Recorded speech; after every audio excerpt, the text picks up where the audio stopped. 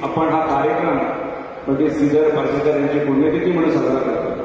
ही कल्पना मुळात पंडित अतुलजी यांचीच होती आणि ती आज साक्षात इकडे आपल्या समोर उतरते. मला वाटतं देशभरातील किमान 25 ते 30 नामवंत कलाकार या पेडणे तालुक्यात पारसे गावात येऊन गेले, जे आमच्यामध्ये उपस्थित रसिक, पत्रकार मित्र आणि तरुण मंडळी बसलेले आहेत. त्यांना विनंती करतो की त्यांच्यातील हा वारसा पुढे न्यायला पाहिजे.